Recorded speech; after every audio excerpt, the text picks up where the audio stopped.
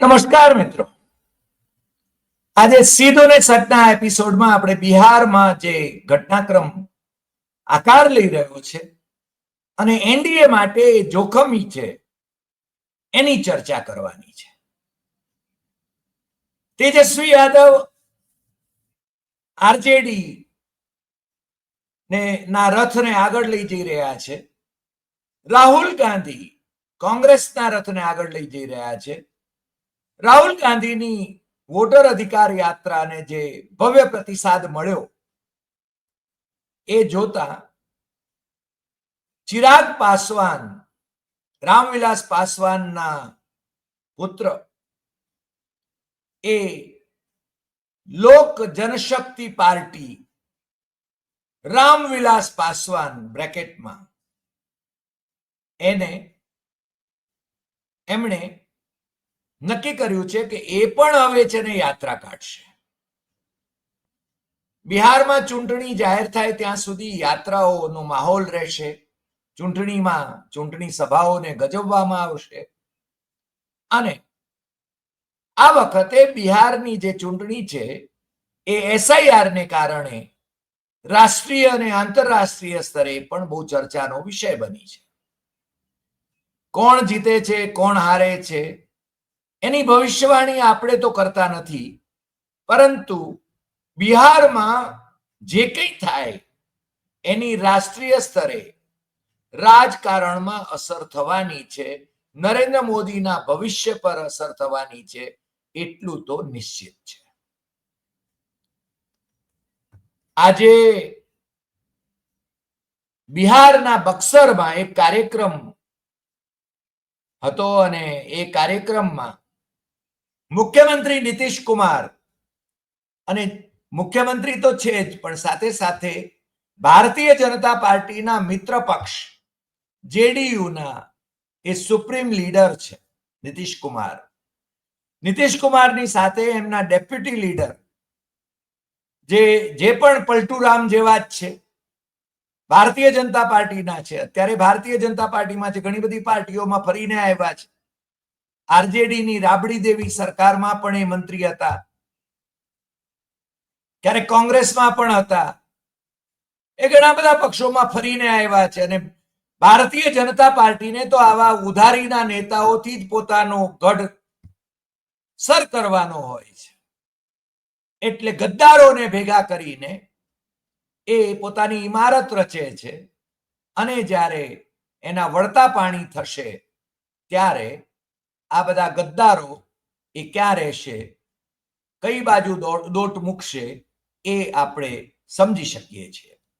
પણ એ deputy CM Bharatiya Janata પાર્ટીના, આમ તો એમને બિહાર પ્રદેશના અધ્યક્ષ પણ બનાવ્યા હતા. ભારતીય જનતા પાર્ટીને મેં કહ્યું ને કે એમને મુખ્યમંત્રી તરીકે, પ્રદેશ પ્રમુખ તરીકે આવા કોંગ્રેસીઓ જ મળે છે.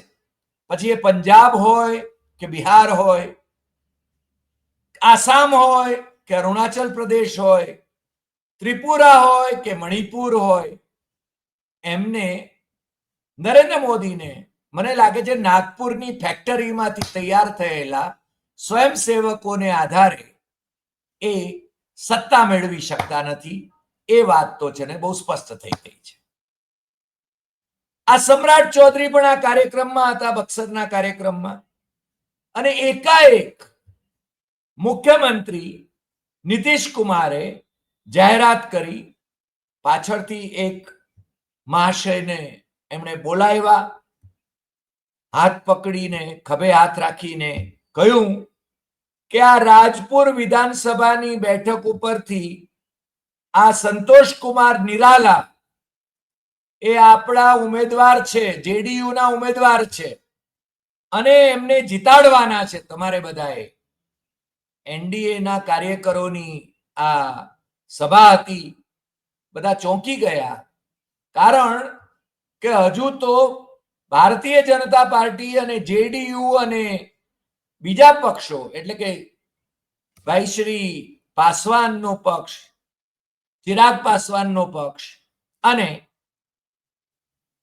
જીતનરામ માંઝીનો પક્ષ અને બીજા પૂંછડિયા ખેલાડીઓ જે ભારતીય જનતા પાર્ટી સાથેના ગઠબંધનમાં છે એમની વચ્ચે બેઠકોની વહેંચણી હજુ નક્કી થઈ નથી અને એકાએક नीतीश कुमारे आ जाहिरात करी અને કહ્યું પણ ખરું चुनाव कुछ ही दिनों में होने वाला है तो ध्यान दीजिएगा हमने बिहार में बहुत काम किया है आप सभी का सहयोग रहा है अब हमारा दायित्व है कि हमारे इस उम्मीदवार को जिताकर एक मजबूत सरकार बनाने में योगदान दे હવે મજબૂત કે મજબૂર એ ખબર નથી કારણ કે નીતિશ કુમાર મુખ્યમંત્રી ન બને એવો ખેલ ભારતીય જનતા પાર્ટી વાળા રચી રહ્યા છે અને નીતિશ કુમાર છેલ્લા 20 વર્ષથી રાજ કરી રહ્યા છે ત્યાં અને ભારતીય જનતા પાર્ટી વાળાઓ એમની સાથે એમની ગાડીમાં ચાલતી ગાડીએ ચડી જાય છે અને એ સત્તામાં ભાગીદાર છે અને પાછા લાલુ પ્રસાદ યાદવ અને રાબડી દેવીના જંગલ રાજને યાદ કરે છે હવે 20 વર્ષથી આ નીતિશ કુમારનું રાજ છે ભારતીય જનતા પાર્ટી શાસન કરે છે માઇનર પાર્ટનર તરીકે અને નરેન્દ્ર મોદી અને અમિત શાહ ત્યાં માઇનરમાંથી મેજર થવા માંગે છે મહારાષ્ટ્રની જેમ કારણ કે મહારાષ્ટ્રમાં શિવસેના મેજર પાર્ટી હતી એને માઇનર પાર્ટી કરી દીધી શિવસેનાને તોડી નાખી એનસીપી ને તોડી નાખી અને એમણે કેટલા બધા ઊંચા મૂલ્યો સ્થાપિત કર્યા મહારાષ્ટ્રમાં कि 70,000 करोड़ का घोटाला करने वाले को छोड़ेंगे नहीं भोपाल में नरेंद्र मोदी गर्जना करता था અને એ જ 70,000 કરોડનો ઘોટાળો કરનાર અજીત દાદા પવાર શરદ પવારના ભત્રીજા રામને એમણે 2-3 દિવસમાં જ નાયબ મુખ્યમંત્રી બનાવ્યા ભારતીય જનતા પાર્ટીની કૃપાથી જે એકનાથ શિંદેની મિનિસ્ટ્રી બની હતી એમાં એટલે અમને નીતિ મૂલ્યો આદર્શો એની સાથે કોઈ સંબંધ રહ્યો નથી પાર્ટી વિથ અ ડિફરન્સની વાત એ કરે છે પણ પાર્ટી વિથ અ ડિફરન્સ છે કે પાર્ટીઓ તોડો ઓપરેશન લોટસ કરો સરકારો તોડો અને જેને ભારતીય જનતા પાર્ટીની સરકાર બનાવો આજ ખેલ એમણે બધે કર્યો છે તમને ખબર છે મારે એના વિશે વધારે વાત કરવાની જરૂર નથી મધ્યપ્રદેશમાં એ ખેલ કર્યો કમલનાથની સરકાર ગબડાવી કર્ણાટકમાં એ ખેલ કર્યો બીજે એમણે છે ને ઝારખંડમાં હેમંત સોરેનને ઓફર આપી હતી કે તમે એનડીએમાં આવી જાઓ આપણે ભેગા સરકાર ચલાવીએ પણ હેમંત સોરેન શાણો નીકળ્યો 5 મહિના સુધી એને જેલમાં રાખ્યો જે કેસમાં એ સંડોવાયેલો નહોતો અને એ હાઈકોર્ટે એને પ્રાઇમા ફેસી એની અંદર કેસ નથી એની સામે એ કેસમાં ઈડીમાં એને છે ને અને આ જે આવતીકાલે જે ઉપરાષ્ટ્રપતિની ચૂંટણીમાં ભારતીય જનતા પાર્ટીના ઉમેદવાર છે એમણે જ એનું રાજીનામું લીધેલું એ વખતે ત્યાં ઝારખંડમાં એ ગવર્નર હતા મોદીને શાહને આવા જ બધા જોઈએ છે રાષ્ટ્રપતિ ઉપરાષ્ટ્રપતિ કે જે એમના કયાગરા થઈને રહે ગવર્નર પણ એવા જોઈએ છે ધનખડ પણ એ જ હતા એ જ માળાના મણકા હતા પરંતુ કંઈક વાંકું પડ્યું શું વાંકું પડ્યું એ હજુ રહસ્ય જ છે પણ મોદી શાહને અનુકૂળ નહોતું એવું કંઈક બન્યું અને એટલા માટે એમનું રાજીનામું લઈ લેવામાં હવે એમણે છે ને નીતિશ કુમાર હવે છે ને બહુ ઉતાવળમાં છે કારણ કે નીતિશ કુમારને આ લોકો પતાવવા માંગે છે નીતિશ કુમારના નેતૃત્વમાં સરકાર રચાય નહીં એની કોશિશ એમણે કરવી છે એમના જ માણસો એમ કે છે અટલજીનું સ્વપ્ન હતું મોદીને પણ અટલજીનું એ સ્વપ્ન પૂરું કરવું છે કે બિહારમાં ભારતીય જનતા પાર્ટીનો નેતા એ મુખ્યમંત્રી બને એટલે કે નીતિશ કુમારને તો માઇનસ કરી દેવાના નીતિશ કુમારના દીકરાને કદાચ એ લોકો નાયબ મુખ્યમંત્રી બનાવે નવો નિશાળીઓ છે એન્જિનિયર છે આમ તો નીતિશ કુમારની જેમ જ એન્જિનિયર છે એ પણ નવો નિશાળીઓ છે રાજકારણનો અને એમને આવા માણસો જોઈએ છે નીતિશ કુમાર એમનું જે તેજસ્વી કહે છે એમ કે હવે છે ને એમની માનસિક સ્થિતિ, શારીરિક સ્થિતિ એ બહુ સારી નથી અને નીતિશ કુમારનું વર્તન પણ એવું જોવા મળે છે કે ગમે ત્યારે ગમે તે બોલે છે, ગમે ત્યારે ગમે તે રીતે વર્તે છે, ગમે ત્યારે કોઈ મહિલાના ખભે હાથ મૂકીને એ છે ને જાહેર સમારંભમાં પણ એને વિશે કંઈક વાત કરે છે.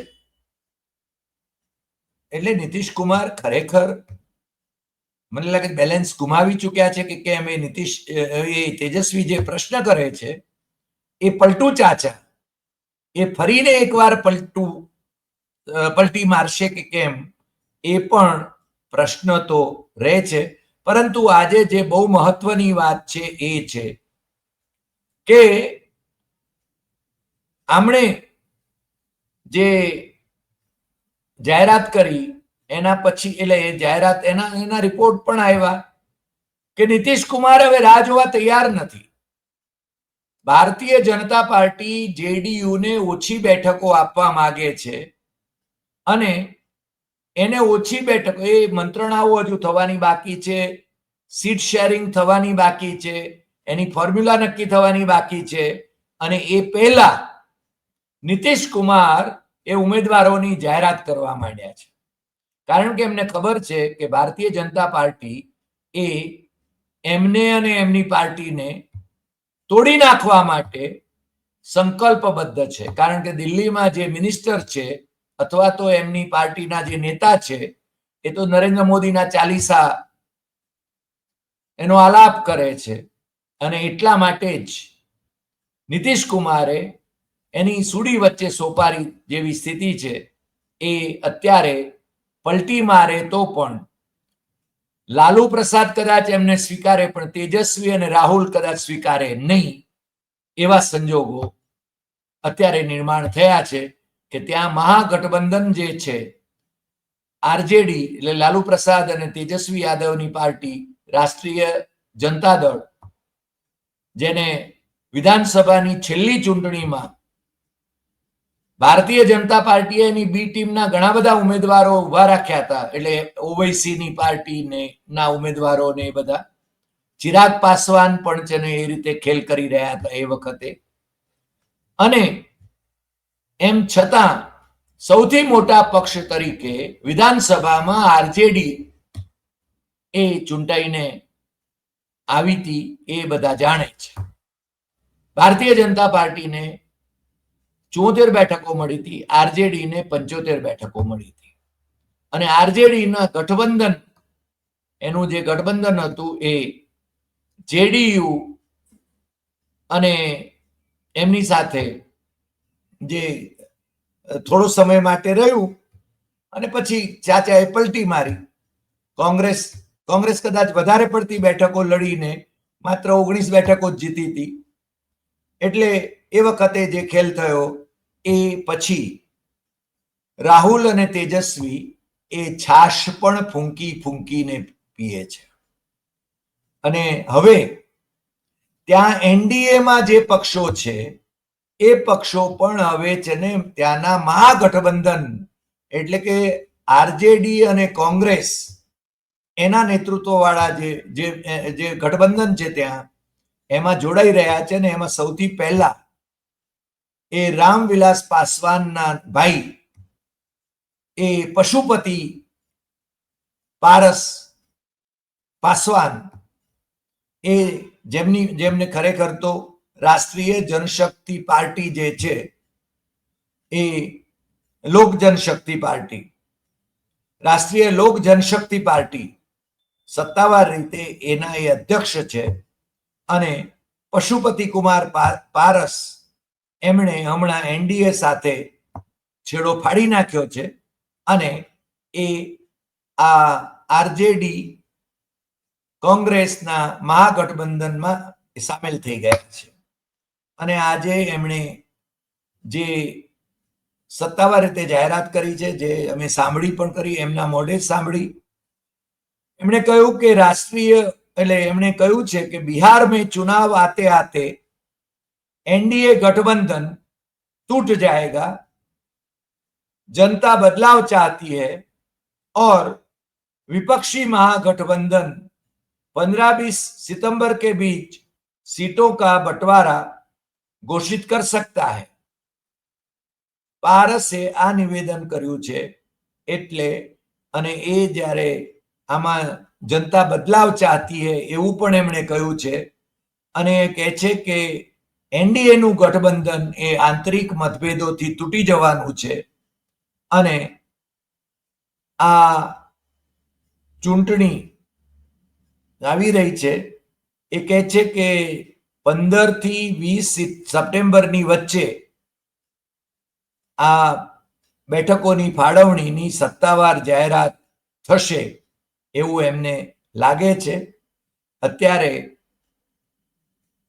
પ્રવાહીમય સ્થિતિ છે એવું તો આપણે કહી શકીએ, કારણ કે બીજા પણ જે પૂંછડિયા ખેલાડીઓ છે એ લોકો ડૂબતી નૈયામાંથી પોતે કૂદકો મારીને આ બાજુ જવા માટેની તૈયારી કરી રહ્યા છે. જીતનરામ માઝીને અમુક બેઠકો જોઈએ છે, જે પોતે એક જ લોકસભાની બેઠક જીત્યા છે અને મોદી સરકારમાં મંત્રી છે.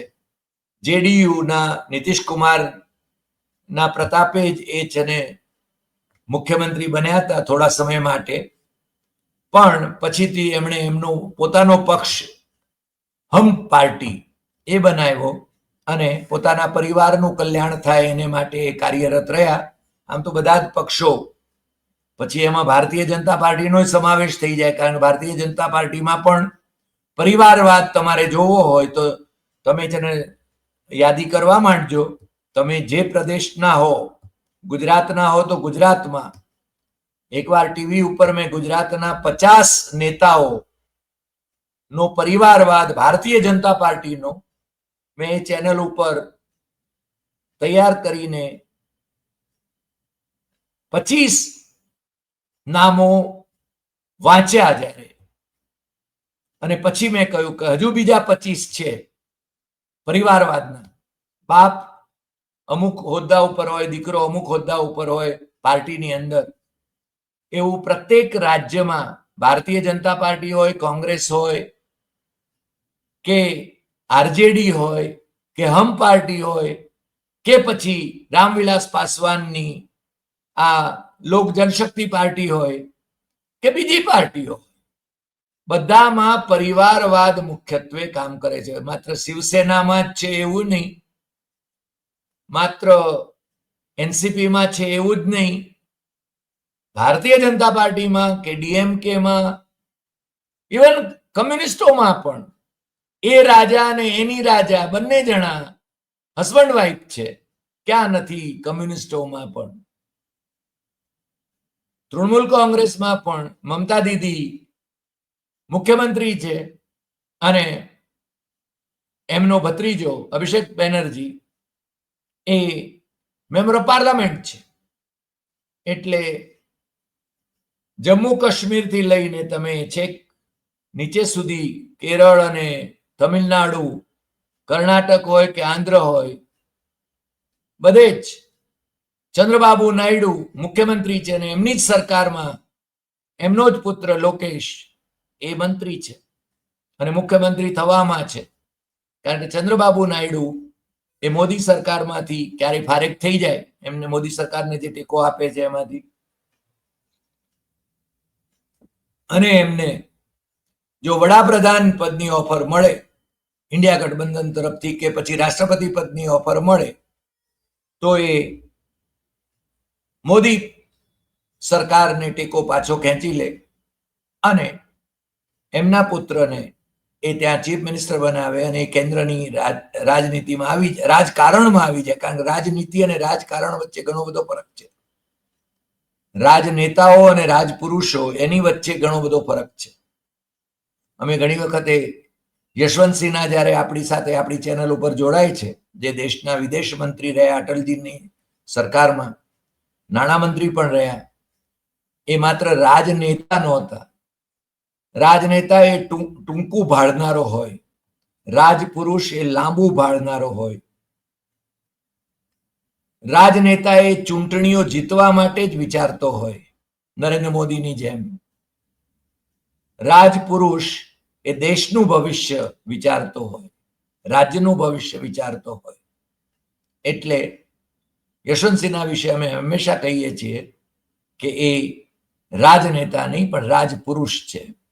અટલજી રાજપુરુષ હતા અને અટલજીને માટે એટલા માટે જ આપણને તો માન છે જ, પણ અટલજીને આજે જમ્મુ કાશ્મીરની જનતા યાદ કરે છે. ઇન્સાનિયત, જમહુરિયત, કાશ્મીરિયત, આ 3 શબ્દો એ અટલજીમાં વિશ્વાસ હતો. ત્યાંની પ્રજાને મોદી અને અમિત શાહની જેમ બંદૂકનું નાળચું બતાવીને પ્રજાને પોતાની ન કરી શકાય એ આપણે સમજી શકીએ છીએ.